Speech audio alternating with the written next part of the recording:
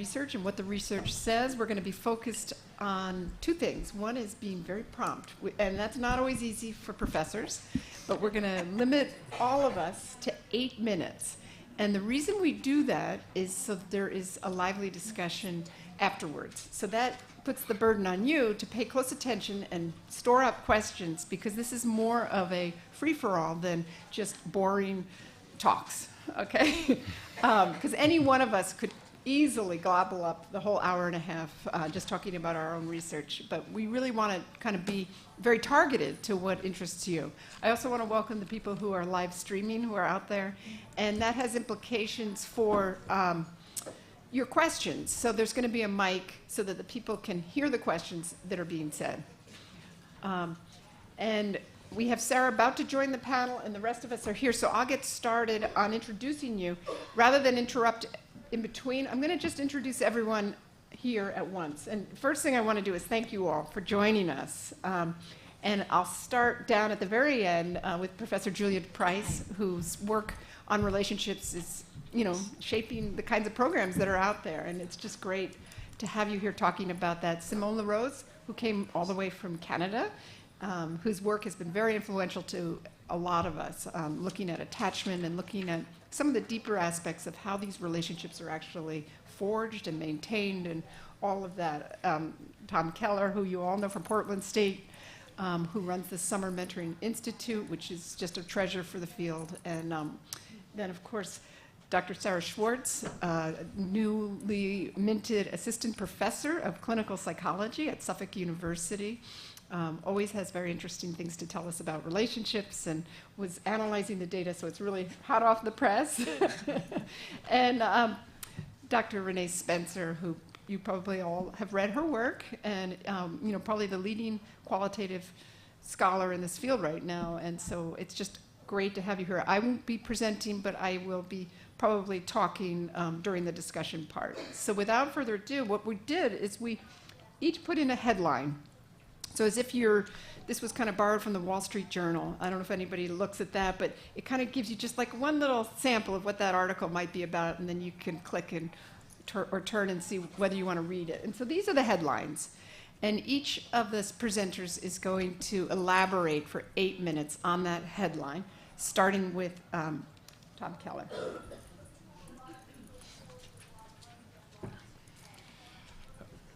Thank you all for being with us this morning. It's always a delight to be on this panel, and in the past, Jean has kept a stopwatch, so I know I have to be prompt.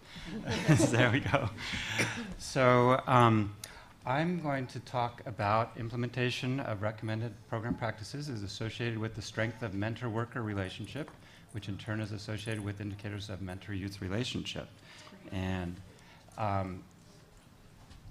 I always think of formal mentoring as a network of multiple relationships. Of course, we always focus on the mentor and the youth, but there are other key individuals involved, many of you as program staff workers, and of course, youth are often attached to an adult, such as a parent or a guardian or a teacher, who helps them enroll in the program. So it's important to think about how all of those people support the mentoring relationship, have to be sharing the same goals, communicating with each other, and all of that happens within the context of the program structure, and the infrastructure that's provided by the program. In this particular study, it's appropriate that we're at the Mentor Conference because you've probably all heard of elements of effective practices, which Jean and colleagues have developed over the years. We did a project to see how that would relate to these relationships that we're talking about. So in the boxes, you see the idea that if a program is incorporating some of these recommended practices, that should lead to stronger relationships between the staff and the mentor. The staff can provide better support to mentors in the program. And that in turn, when mentors feel well qualified, well supported, well trained, are going to have more effective relationships with their mentees. So we're doing a very large study across the country that includes 53 diverse mentoring programs of all types. And we randomly sampled 15 mentors within each of those programs and did surveys with them. So we have about 564 mentor surveys that we're talking about. And we did some path modeling, which just shows how these elements relate to each other. So we found that when mentors identified their program as using some of these effective practices, we made a list of 23 of the elements that they would be aware of if they'd gone through the program. If they gave a high rating that that was a component of their mentoring program, they were much more likely to report stronger commitment to their mentor-youth relationship.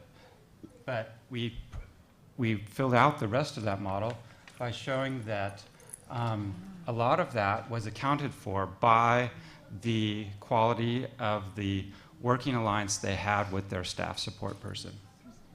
So the working alliance is that they were on the same page when it came to the goals and objectives for the mentoring relationship, and that they just had a good working relationship, a good bond between the staff member and the mentor.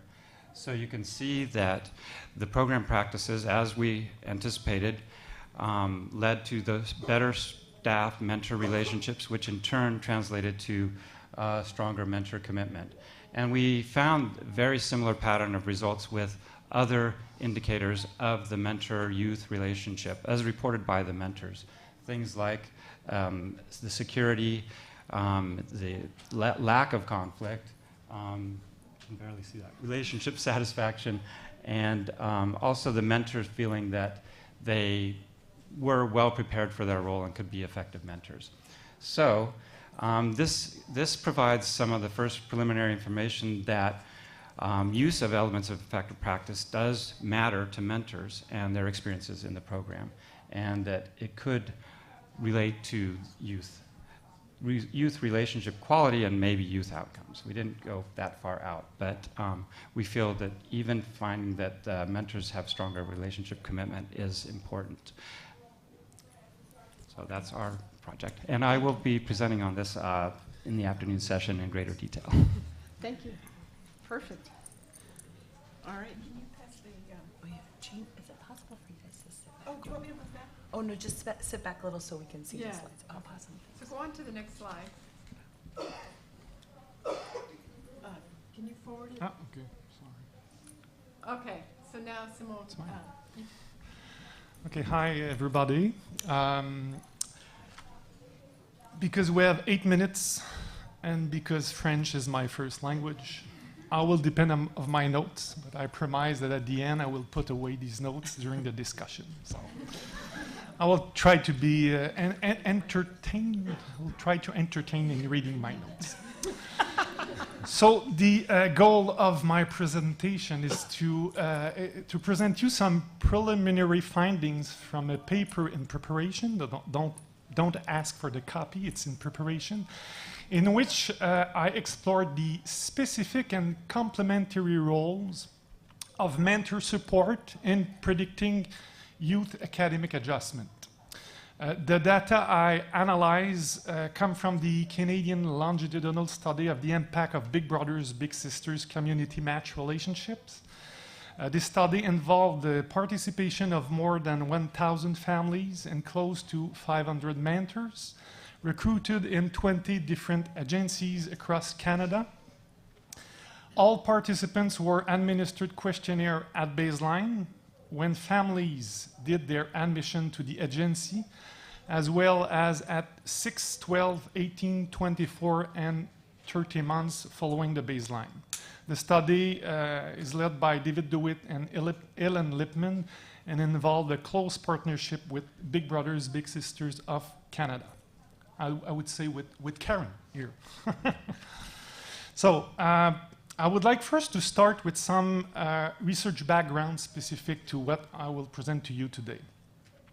So we know from several longitudinal studies that the quality of support received from mentors in Big Brothers, Big Sisters programs predict different positive outcomes for youth, such as confidence in self and others, well-being, academic, social, and emotional adjustment.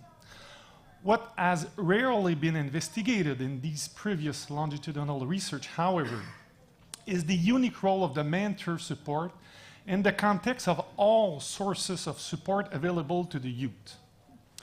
As proposed by the social ecology perspective, mentoring in terms of interactions, frequencies, and durations is obviously a short experience in the life of the youth, at least shorter than those with parents and teachers.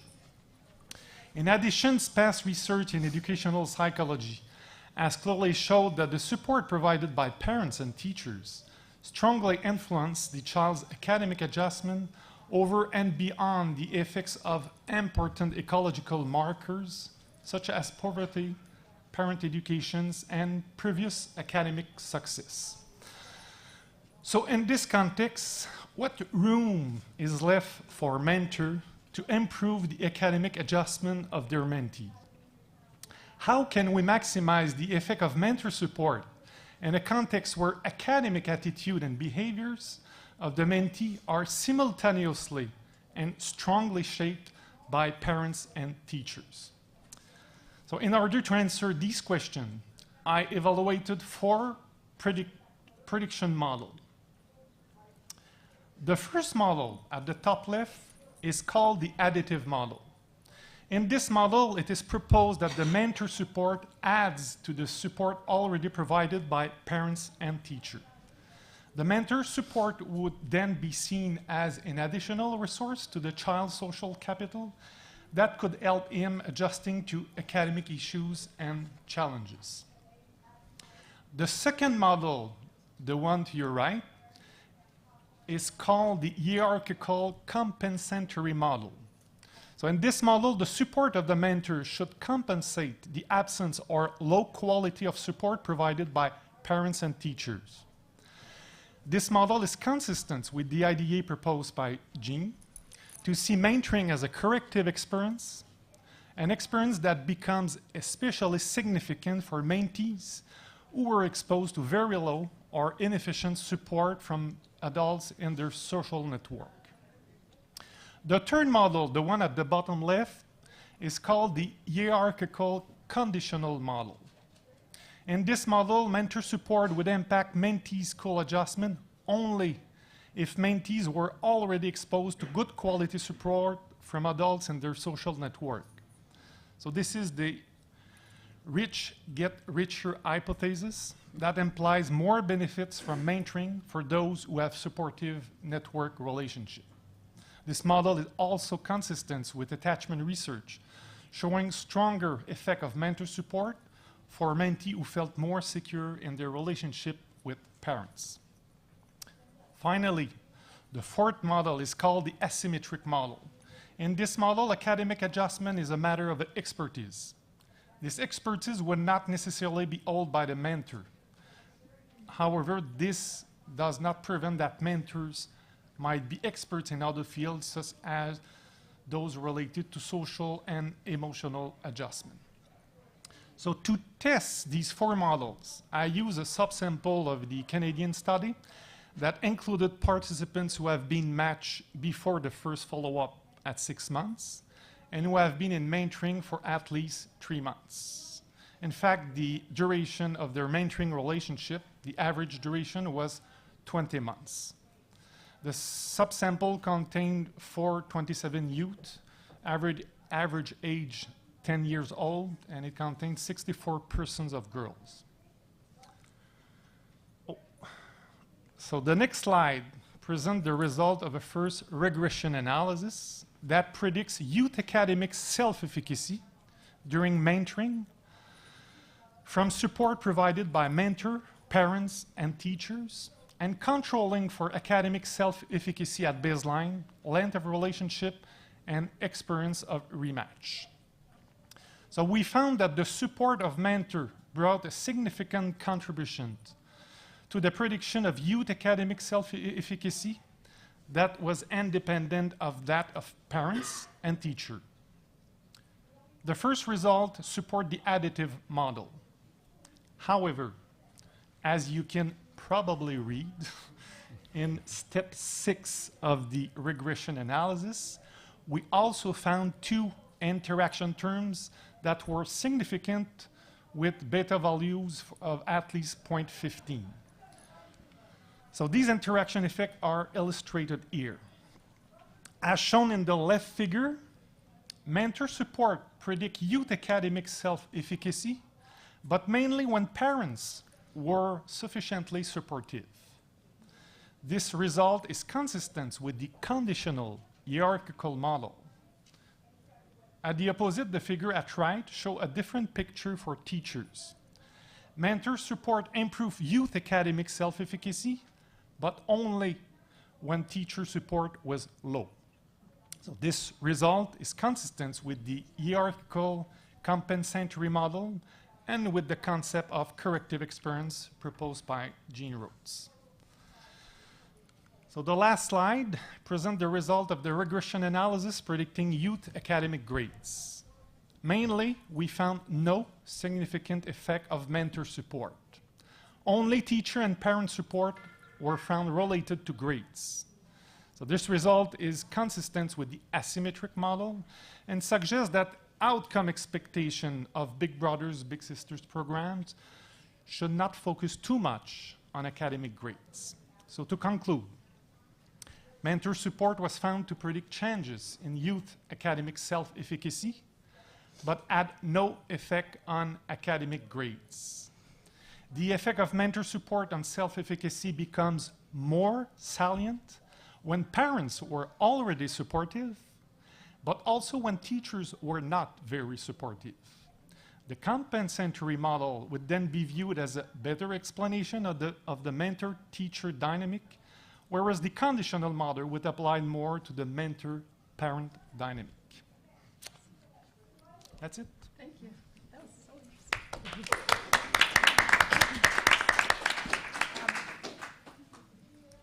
Okay. Would you mind reading that for me, Jean? Not at all. Thanks.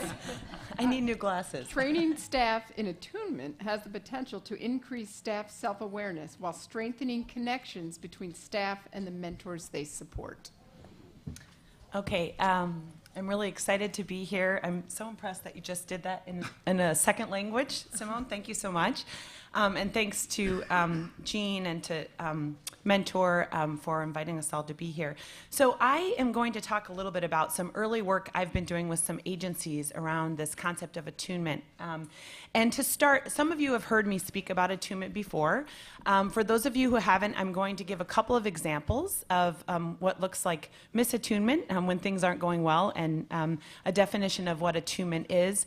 And I'll say that this definition is based on some work that Tom and I did a long time ago, where we had the opportunity to observe relationships in context. And that program was a school-based program where I was able to spend a lot of time there taking notes about what was actually happening in the matches. And that really allowed us to kind of build a bottom-up understanding of what this concept of attunement, which really came from the data and from our lessons learned from the mentors themselves, what that looked like. So as I was thinking about presenting here, I was thinking about this concept of attunement and what it looks like when it's going well and what it looks like when it doesn't. And one of the examples in this election season that first came to mind was our beautiful 114th Congress.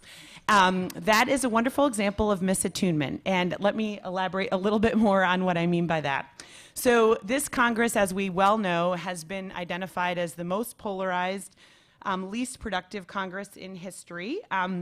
Some folks say they've never seen a Congress this dysfunctional, but some of the qualities that I imagine as these folks are sitting across the aisle that they may be taking on as they're kind of pushing their own agenda are things like inflexibility, inability to take into account another's needs and desires, difficulty adapting their own expectations, and lack of intention on building relationship, right? So this builds off of some of the work that was presented earlier this morning by Lindsay and others talking about how challenging it is when mentors come to the relationship with a very strong agenda. You all know from your work that either when mentors or staff do that in their work with mentors, it may not go as well, right? So there's this misattunement that can happen when this inflexibility takes place and when there's not an attention to balancing one's own needs with another's needs. In contrast, the kind of formal definition of attunement, I'll just read a couple of the different ideas from there. The first is to respond flexibly to verbal and nonverbal cues.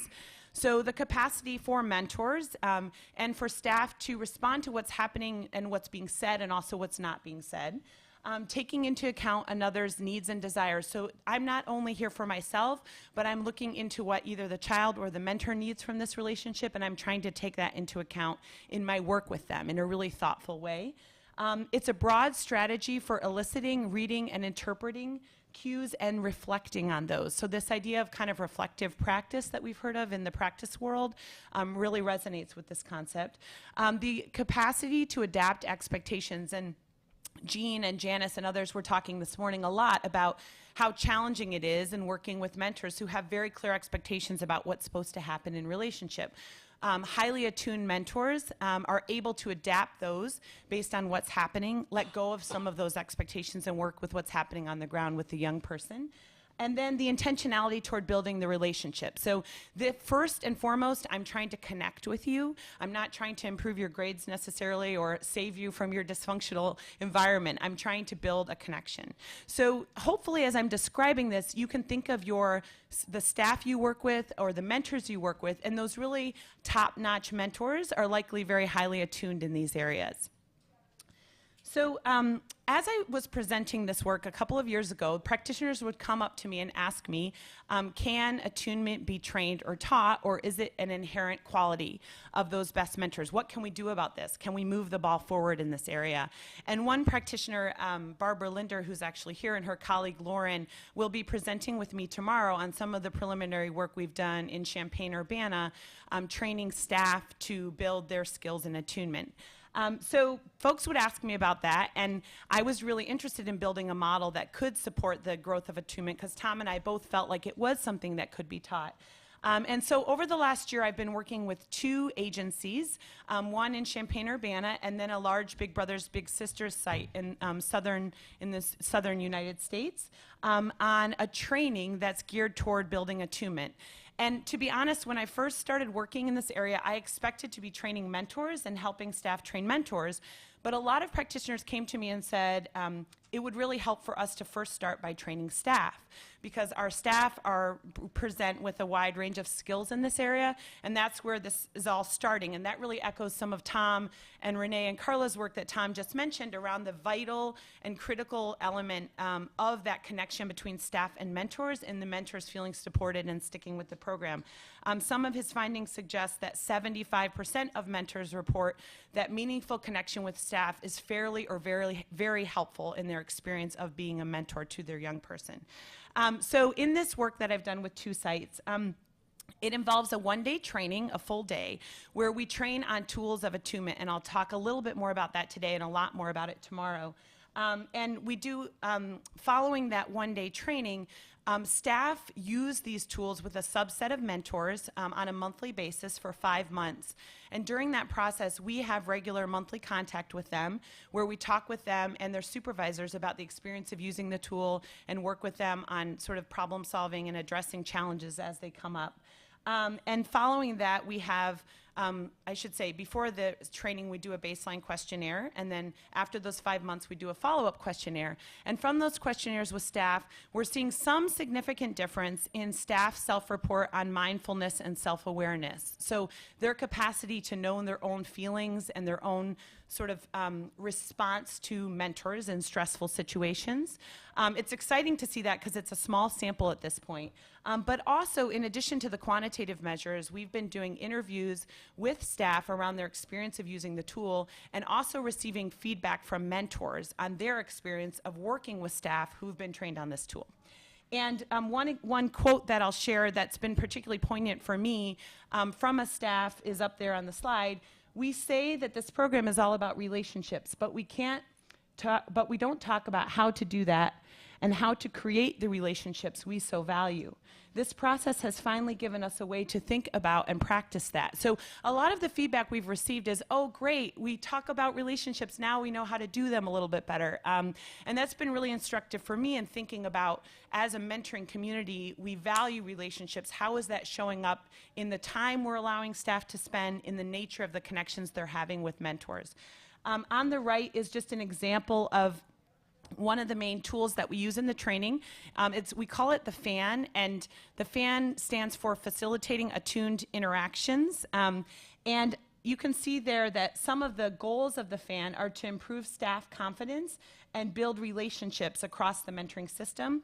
And the FAN itself is built on a set of domains, and we kind of think of it as a GPS for staff and mentors, where they're looking to track where, in the case of staff, where the mentor is, and match where that mentor is in their interaction to try to attune to them.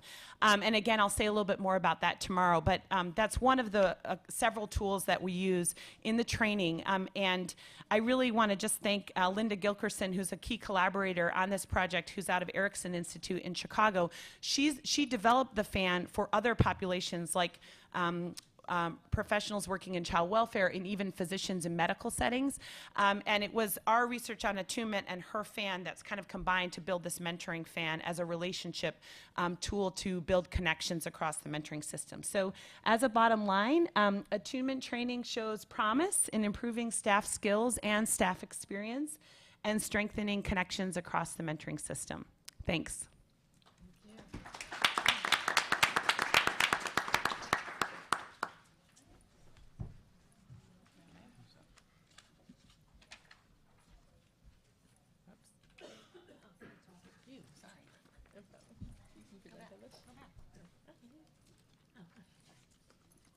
Actually, in some ways, I was going to say, in some ways, it makes almost more sense for you to go before me, but we're yeah. Okay. So I, like Simone, have notes, even though English is my first language. But my excuse is that I have a baby who doesn't sleep, so notes are very necessary.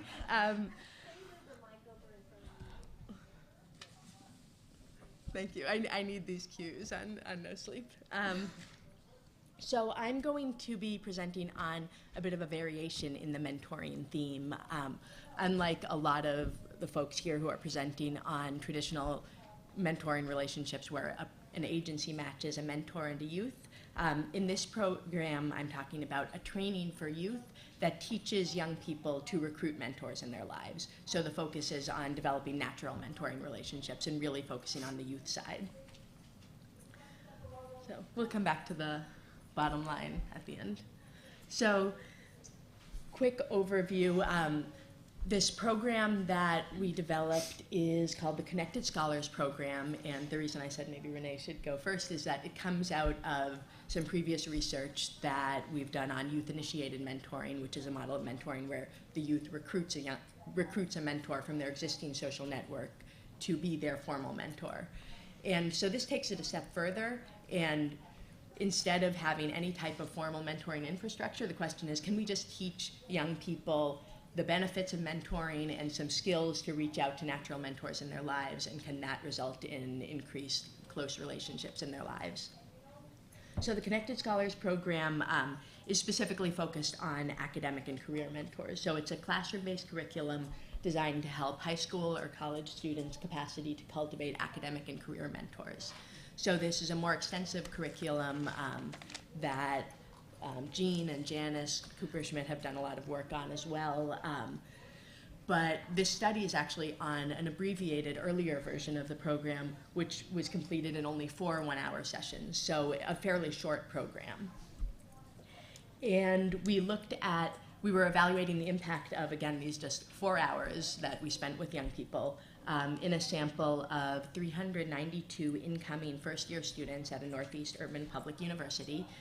This was in a remedial summer program, so students who were at risk academically for not completing college. So they were required to go to a 6-week, 4-day-a-week program that was intensive instruction in English and math. And the students were primarily racial and ethnic minority students. Black, Asian, and Latino were the largest populations in that order.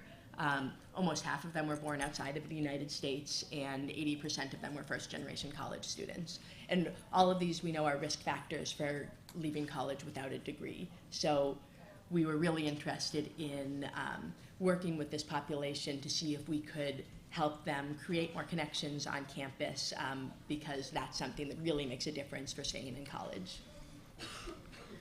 So our evaluation approach was a longitudinal quasi-experimental design. This is an ongoing study. Jean mentioned these are hot off the press findings, meaning that I was analyzing the data in the last couple of days, because this was all very new. But basically we had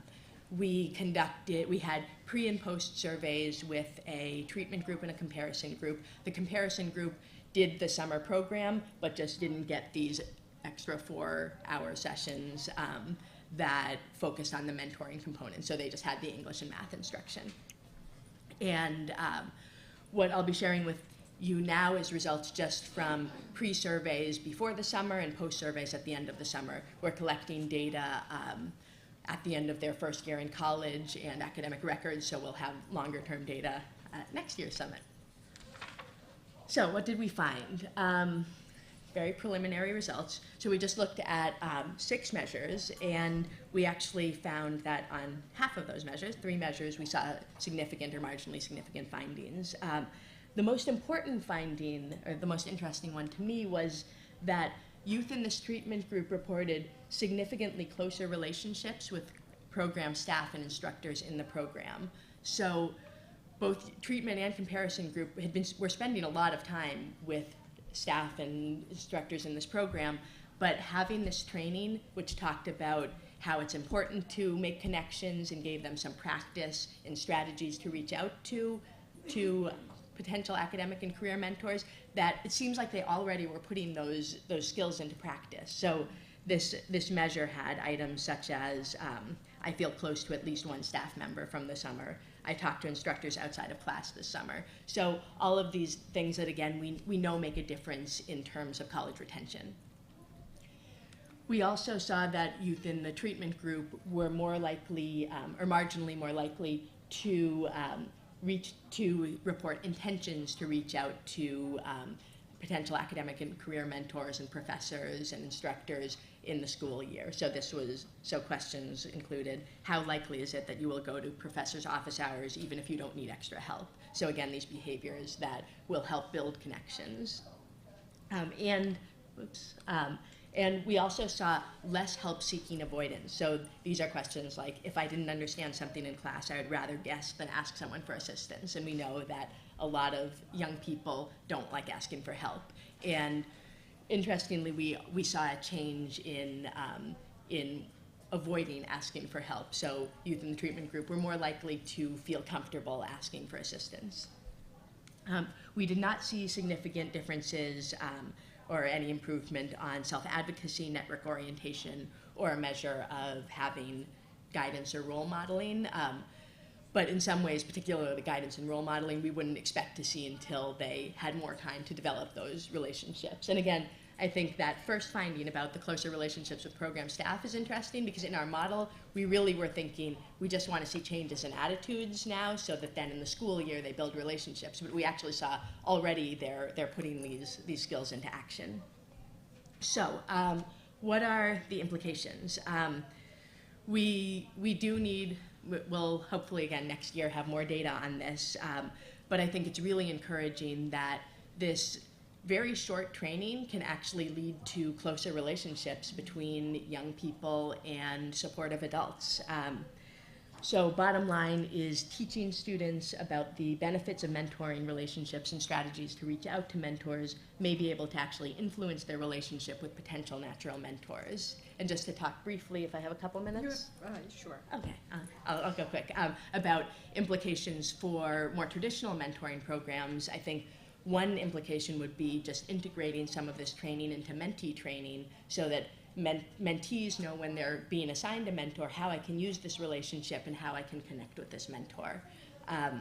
And another piece in the previous panel, we talked a lot about ending relationships, and that most formal relationships aren't going to last forever. So I think a really exciting direction would be integrating some of this material into basically a termination practice in a traditional mentoring program. So the mentor or the staff can work with young people as the end of their year of formal mentoring comes up to help identify natural mentors in their lives and practice strategies to reach out to those mentors so that they can, when they're no longer meeting with their formal mentor, reach out to adults in their lives who can serve mentoring capacities.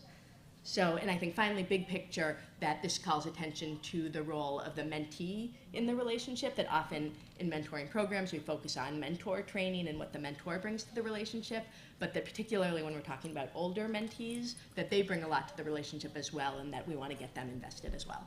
Thank you.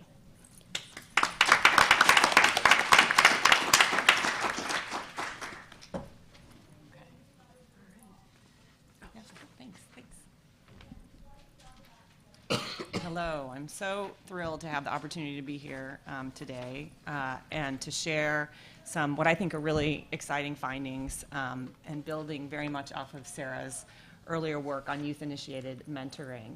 So here's the headline: Youth-initiated mentoring holds significant promise for reaching traditionally hard-to-engage youth and enlisting committed and invested mentors. And I'll tell you how I got there. But first, let me say that this is work that's being done in partnership with Jean Rhodes, very much building off of Sarah's ideas, and is funded by OJJDP.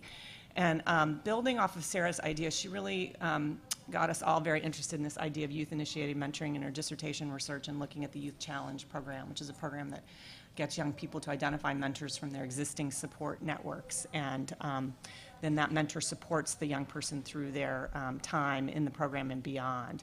And Whitney Maston at the Midlands Mentoring Partnership got really excited and interested in this idea, and she's been a partner with us in this work and has worked hard to get some programs there in her area to try youth-initiated mentoring. So taking programs that have done the more traditional approach to matching, which is recruit a pool of volunteers, recruit a pool of mentees, and then match those up, instead changing their practices and working with young people to identify a mentor from within their existing social network, and then the mentoring program formalizing that relationship and monitoring and supporting and tracking it from there. So Whitney's another partner in this. And I will say, so the study that we did is it's a study in progress. So these are not only new findings, but incomplete findings. We haven't collected all of the data. This is a first round of data collection on some qualitative interviews with mentors and youth in 2 participating programs.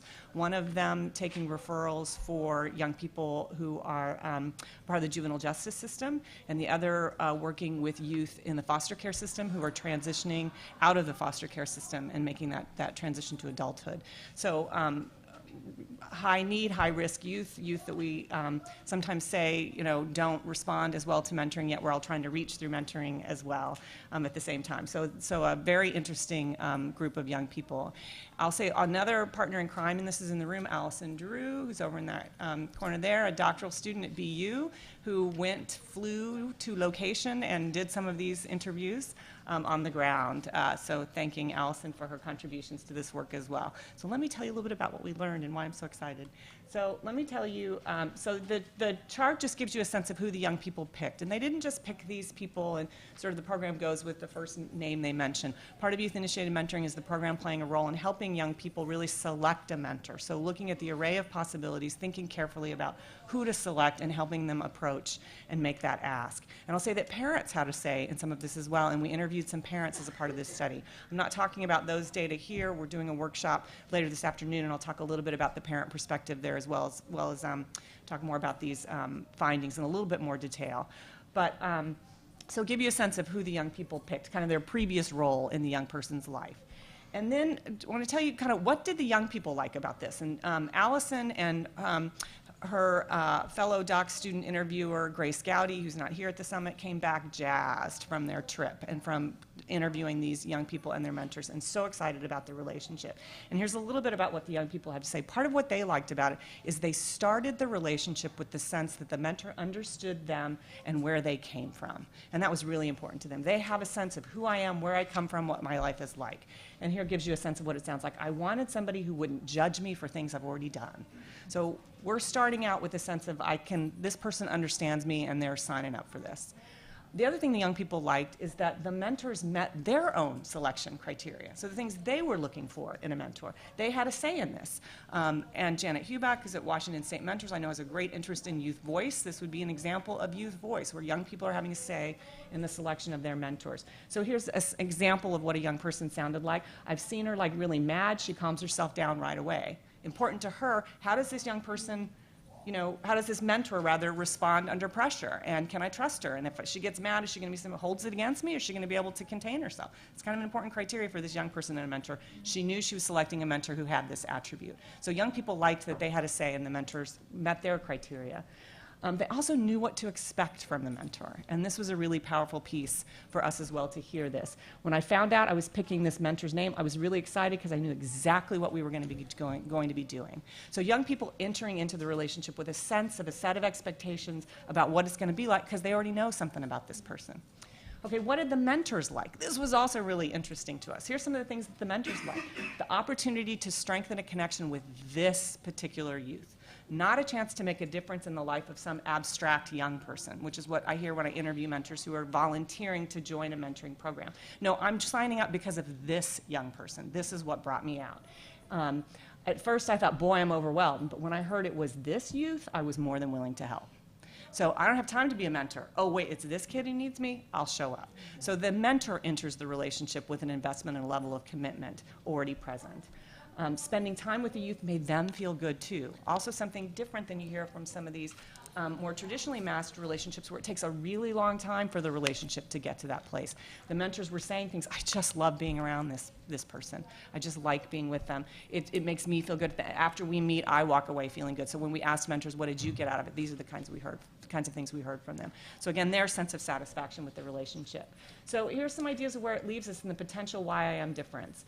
It removes some of the significant hurdles that we observe in more traditional approaches. Youth enter the relationship with a level of comfort and trust that can take a really long time to build with somebody they have no previous relationship with. There's greater mentor commitment and investment from the outset. There's a theory in the interpersonal relationship literature of looking at romantic relationships, a really different kind of relationship, but some of these principles apply, where they talk about a concept called the transformation of motivation. And that's where I transfer from the idea of I want to be in a relationship to I want to be in a relationship with this person, and I'm committed and motivated to be in this particular relationship. So these youth-initiated mentoring relationships don't have to wait for that transformation of motivation, if you will. They're starting motivated to be connected with this particular person on both sides of the relationship. The mentor giving a sense of their commitment to, it's important to me. I didn't take on this role lightly. It's one of the things I prioritize and I make time for. They sound different, again, than when I've interviewed mentors in more traditional kind of volunteer-based programs. So we're reaching the thing that Whitney Maston's really excited about is she's matching youth that she hadn't been able to match in the past. So they were getting referrals from mentors, and those matches never happened, and they never got actual relationships from them. So now they're seeing some success, which is really exciting to her in these difficult-to-reach groups of youth. There's greater youth, and as I'll say a little bit more this afternoon, just a tad bit more great parent voice in this. And then the two pictures, the first, kind of thinking about two strangers, really different backgrounds, trying to build a relationship.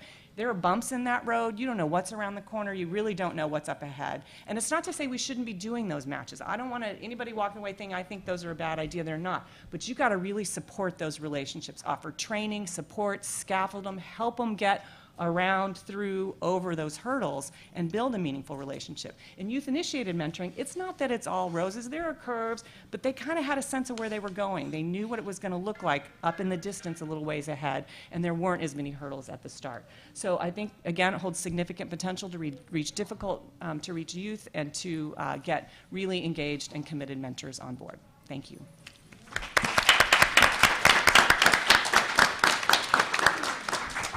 All right. Well, I think that that probably generated a whole bunch of questions. But I think, the bottom line is that, there are innovative ways to teach, and this came up in Julia's work, to teach mentors how to be more attuned, and that's neat. The idea that you don't necessarily have to go in with the full range of those relationship skills. And I think Simone's presentation, it was phenomenal for 8 minutes to get that complexity across.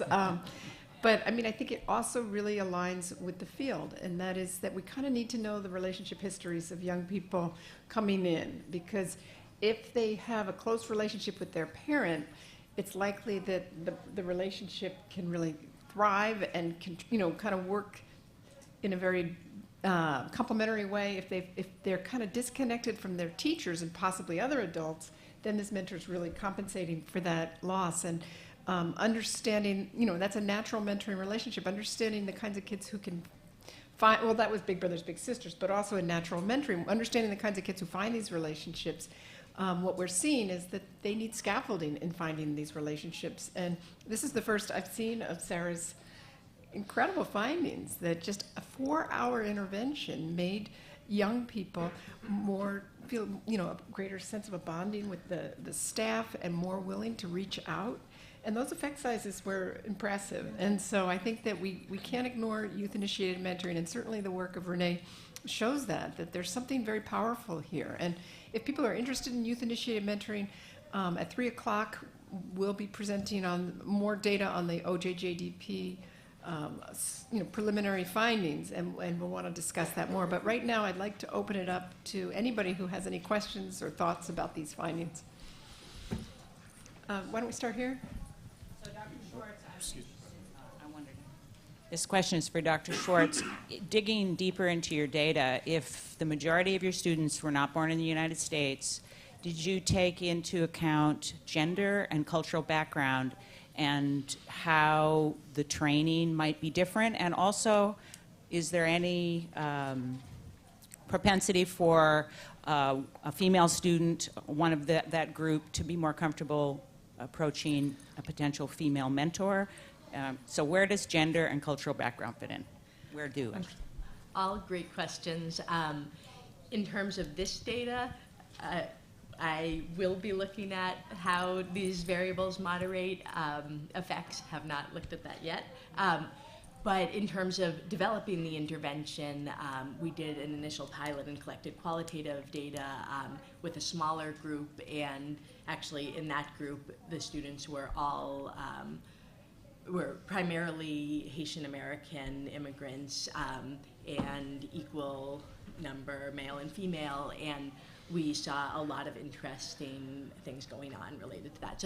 So I'd say one thing in terms of developing the training itself that we found, particularly for youth who are coming from a culture where you're not necessarily supposed to talk to people outside of the family about family business, that there was a lot of pushback on the idea of a mentor. So it actually was really important having this training, framing mentoring not necessarily as someone who you're going to, air your dirty laundry to, but someone who can help you specifically related to the college application process. So we actually talked with them about different types of social support and instrumental support and tangible support, and they started using that language and really latched onto it.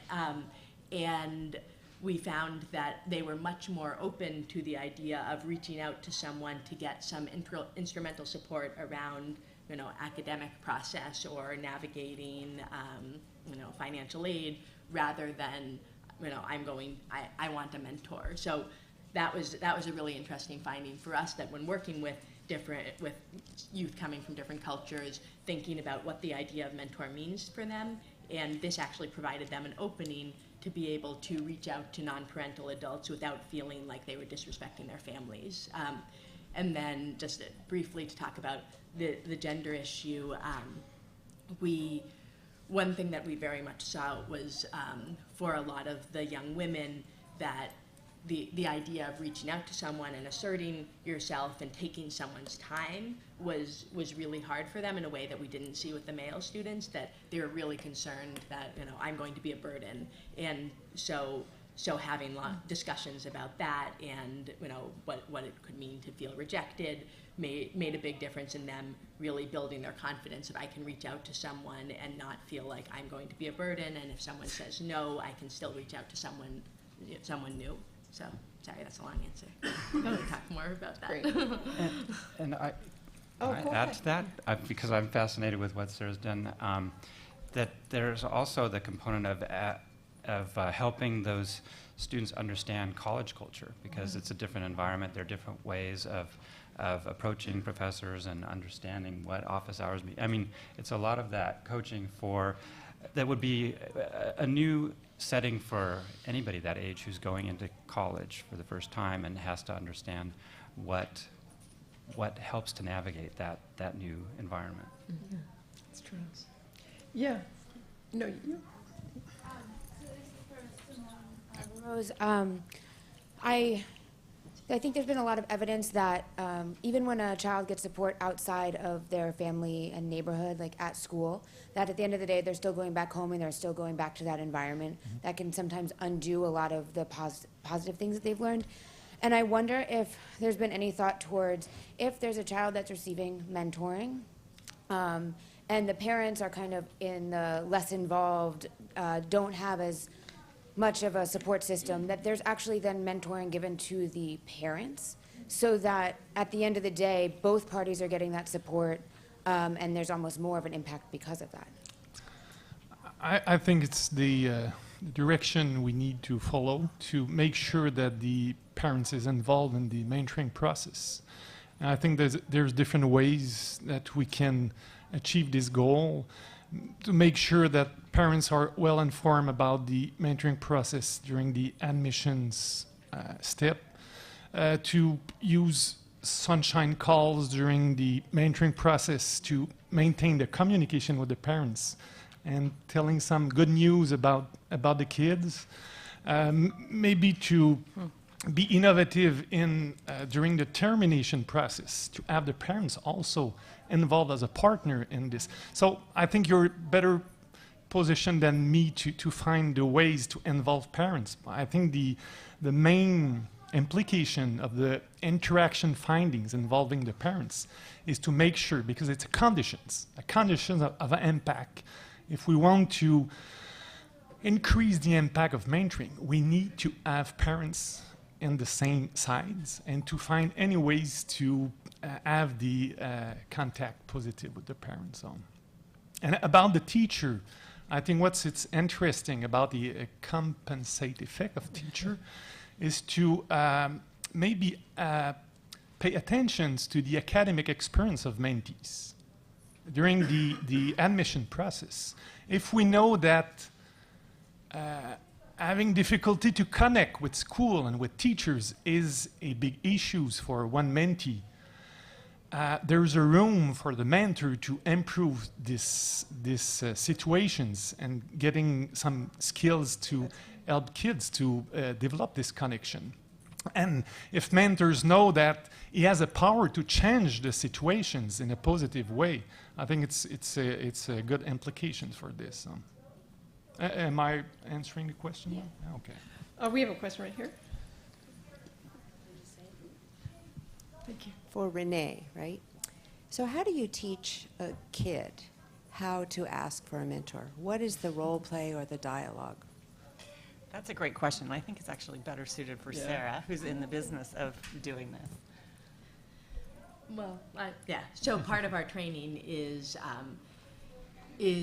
where I guess we're focused more on recruiting broad networks of support, not just one specific mentor, but we do a ton of role play in terms of what does it mean to go up to an adult and even ask to have a conversation with them, and to reach out to someone, or to even make some small talk with an adult, because that's something that for a lot of teenagers is out of their comfort zone, and then thinking about how you could develop that relationship in terms of moving towards actually making an ask around how can you support me in this way, or you're someone who's really important to me, will you actually be my mentor, and giving some giving them some insight into what it might mean for the mentor, and that actually for the mentor that mentors like to know that they're important to the young person, and I think that also can address the, I'm a burden, that letting them know, it feels good if someone tells you you're someone important to me. But then we also do a lot of talk about, if someone doesn't have time to be your mentor or to have that conversation, because for us, it's often not, will you be my mentor? It's, can you help me with this process? And how to make sure that they don't take that personally or feel like, there's something wrong with me, or I can never reach out to someone again. That's just a partial answer. I don't know if you want to talk more to some of the specific population. Yeah, so not so much specific population, but I'll say that, thinking about too, if it's a formal program, so where Sarah's helping young people go out in the community and cultivate these relationships kind of anywhere and everywhere, which is so important, I think, for young people today. If it's a program that's, interested in trying this youth-initiated mentoring, you would want to think about who would do the ask, and it might be the young person, it might be the program who actually does the ask. In the case of the Youth Challenge, I think Youth Challenge sends a letter, so if a mentor gets a letter from the National Guard saying you've been identified as a, so it's like, so a program may want to make that same move and sort of be the one so that you help the young person identify, but it might make sense, again, giving who you're serving, how old the young people are, various kinds of set of contingencies that the program does the asking. It's a program, if you're a program that wants to formalize this relationship. And then there are also, for the programs, these programs ran these mentors through the same procedures they would a volunteer mentor, background checks, screening. So just because the young person says doesn't mean the program takes them on. I mean, it's both. It's helping the young person identify, and then also having the mentor meet the parameters of the program too. Tom? Plus, I just want to follow up again. One important point is, like, over 90% of the mentors, when asked, did say yes. So it's very good response. And it's a different pool than is typical of a more formal mentoring program. So it's people who might not self-identify as mentors, but when asked, they're willing to do it. And just add one more brief thing. I think also having a program, whether it's this training program or a formal mentoring program, in some ways gives teenagers an excuse to reach out to an adult. So instead of it being kind of weird and awkward, you say, well, I have this program where I need to find someone, or my program is making me interview someone about whatever. And again, particularly when you're talking adolescents, that I think having that excuse is really key as well. Can I just add one more thing to that, Sure. Jean? Sorry. As I'm listening, I'm thinking about these overlaps between Sarah's work and Renee's, and even some of the ideas behind Simone's work in terms of thinking about the history of the child as it relates to how we train them and how we prepare them. And I'm looking to submit an article with a colleague, Gina Samuels, around looking at youth aging out of child welfare and training them on looking at their patterns of help seeking and the multiple ways that they run into challenges because of their history at an interpersonal, and systemic level in asking for help. And so I love this idea and thinking about how relational histories inform help-seeking behaviors and how we can kind of respond to that in the way we help prepare young people. So I'm really excited about that. Thank you. Over here. And then leave room.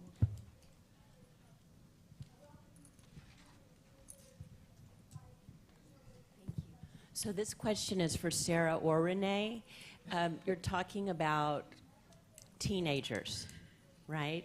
So in your opinion, how young of an age can you bump down to without not taking into consideration developmental levels and also safety levels when some of us have many, many kids on our waiting lists, and we're looking for unique and other ways to recruit mentors, even if they're well screened and all of those things, putting a younger child, and how young would that be, in a situation where it's best practices, even though your research is new? It's all yours. So you're making an extremely important point, which is the work that we were doing. They were teenagers and up, and so some of them in this very small sample we did were in their early 20s. Some of them were 14, 15, so not younger than that at this point. And I would say I don't I've only worked with youth-initiated mentoring where they've been working with adolescents and older. So I haven't actually thought much about how it would translate, and I think you'd have to think really hard about how that might translate. And the particular safety measures, the particular nuances, whether and how that might make sense. At the same time, right, I can see some potential room for, again, young people having a say, whether it's a selection of mentors that they pick from, rather than just being, I'm not sure. Again, it would depend on the population. I think that many of the practitioners in the room could think through the complexities of that, but I do think development matters in this. The original Yes. work based on youth-initiated mentoring with the National Guard program was 16 through 18-year-old. So again, starting older. This training we did, it was with seniors in high school and then and incoming freshmen. And although when we did do it with seniors in high school, some of them said we would have liked to get this earlier so we could have used these skills to build more relationships with like teachers at school and things like that. And what's nice about this program is, and one of the reasons why we were interested in doing it without the mentoring infrastructure is also fewer liability concerns because you're not sponsoring the relationship. That doesn't address the larger issue of how young can it go and still think about safety. But I do think Renee's point about what are ways to build in autonomy on the youth side, whether it is again like having some say. I know Michael Karcher does like the mixers for mentors and mentees so that we can give youth some say in their mentor, which I think does increase their investment without necessarily, making it a free-for-all. And I just add that, what Renee and Sarah are saying talks to the need for scaffolding at different developmental ages. So, for example, the connected scholars, there's not nearly as much scaffolding of the relationship. We're just saying go out there and reach out to professors, and we're not screening them, and we're not. And then, the youth-initiated mentoring, there was screening and training. And I think for younger kids, and thinking about how to fit it into formal mentoring, it could be sort of toward the termination of the formal relationship, as Sarah was saying, that the mentor says, okay, we've had this great experience. You now know that these relationships can be helpful. Let's talk about the teachers and coaches and neighbors or other caring adults and how you might approach them. And so it's all within the context of a screened, trained adult that we are now kind of doing the handoff. So I think you do have to think of it in terms of the scaffolding that's needed. Libra? Quick question. Well, first, Dr. Price, I'm with AARP Foundation Experience Corps, so a lot of this, we're dealing with K through third graders, so some of this wouldn't work for us. But something that you mentioned stands out for me. I'm in charge of training and developing training resources for the folks in the field who end up training these volunteer mentor tutors. And you mentioned an emphasis on training the staff. Why I think that's really important is I have seen in training some of the volunteers who are already on board coming on with, as you all have described, a very strong sense of what they want to make happen. And by that time, it's a little bit too late. And so I like your emphasis on training the staff because at the recruitment phase, if the staff is more aware of what they're looking for in mentors, not that we want to go left and right turning mentors away, but before they get into a session that will lead them right into matching and then being in the room with a class, in a classroom with a child, we may, after some staff training, have a better sense of who really would be right.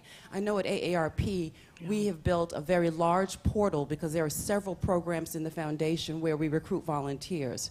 And what we find is great about this portal is that if you're not right to work with kids K through third grade, we might move you along and refer you to 2 or 3 of our other programs where you will not be working with children. So I like the idea of a focus on training staff, so staff can, because it's just, quite frankly, not everybody should work with K through third graders. The other thing I want to mention on a more personal note is I love what you're doing, Dr. Schwartz and Dr. Keller, because I had a freshman who completely had a tough freshman year at college, and we had no idea. He was not asking for any assistance whatsoever. And I just wonder if where where your research is going, where the program is going. I will tell you, my son was at a huge university, 30 to 40,000 undergrads, 1,000 acres, 13 hours away from home. And what we did freshman year when they did the parental meeting was they told the parents, we don't want to hear from you. We want your kid who's 18 to handle this. So you have parents who have no clue what's going on until Christmas when that first set of grades show up. So is there any plans to go forward with your work and to work with universities for that freshman year? Because these kids desperately need a program in place. Yeah, thank you. Oh, so actually, we very soon, in the next year or so, are hoping to. I've worked with Janice Cooper-Schmidt and Jean to develop this training into a longer course, so it actually could be a one-credit class for freshmen in university settings, because our sense is these are skills that that we all could use, and that it's very normal and typical developmentally to have that first year where you're getting you're trying to figure out what's expected of you, and that having just the norm be of course you need some support with the non-cognitive skills, because so often the focus is preparing students in terms of academics, but that there's so much of this college culture that you were talking about that I think makes a huge difference. So our hope is that this is something that really could be more broadly disseminated. And I'll just add, Renee and Sarah and some other scholars advised Muhlenberg College to do this. And I just got a query from a reporter that says, I'm curious about Muhlenberg College and their requirement that every incoming student has to recruit a mentor before they show up from the alumni base or from their parent network. And so they have it all set up, and I was just thrilled. And then at the University of Massachusetts in Boston, the chancellor, who's like the president of the whole place, has said he wants every single student at the entire university to do this youth-initiated, connected scholars thing that Sarah helped develop. And so we're going to do like a random assignment evaluation and so forth. And so it's this, dissertation has led to a lot of really important work. Mm-hmm. And I'm co-directing a program at Portland State University funded by NIH to help diversify the NIH workforce, researchers. And we have a cohort model, and we're working with our first group of students, and each of them receives a peer mentor, an older undergraduate, a faculty mentor, and a research mentor. So I'm, again, running mentoring programs for a large number of students, and we start with an orientation, a week-long orientation, where we talk about these kinds of things, stressing the importance of having mentors, how to reach out and make connections with faculty members, a lot of those basic skills. We even coach them on formatting an email, on how to first interact with a faculty member, how to structure the first 2 paragraphs, things like that. And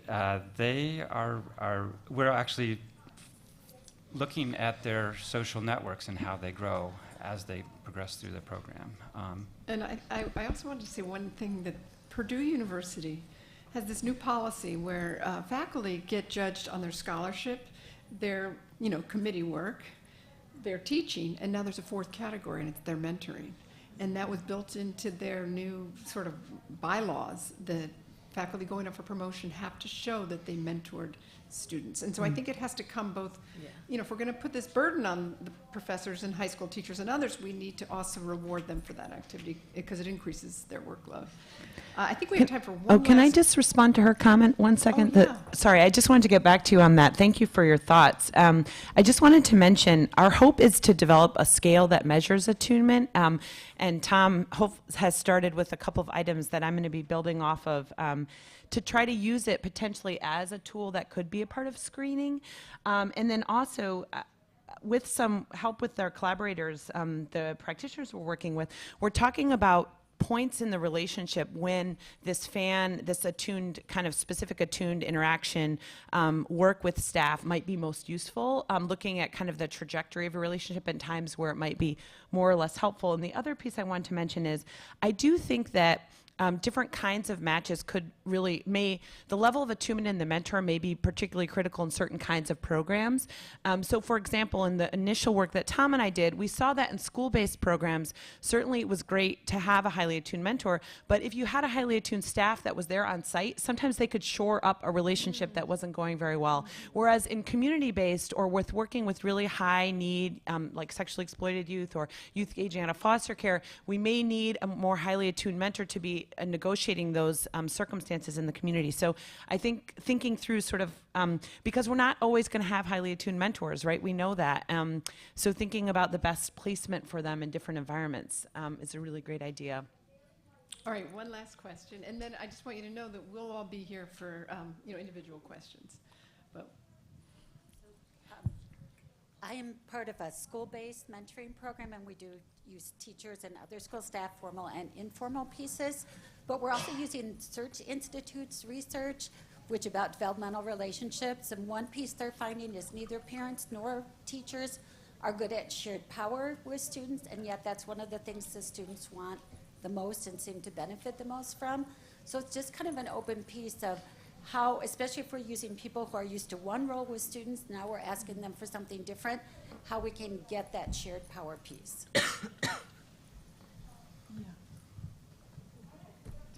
Did somebody want to address that? I can jump in. So a lot of my work has been on the mentee training side, but I know we're at the mentor conference. I know Mass Mentor, as well as I think Pittsburgh. A number of programs are really focusing on how can we train adults in the community, whether it's teachers or after-school program providers, and train them in the skills to be informal mentors, so things like power sharing. And in my mind, it's kind of two sides of the same coin, in that it's not enough just to train the youth, and it's not enough just to train the adults, that we really want to do both. Yeah, and I'll just add that Thrive is actually taking a real lead, and Kelly's here, she can talk about it, but the idea that if we're going to sort of unleash this notion of having people recruit mentors, we need basic evidence-based practice out there. And how do we best do that? So if somebody Googles, how do I mentor, there's some evidence-based responses to that kind of question. All right, well, thank you, everybody, and we'll be here for a while.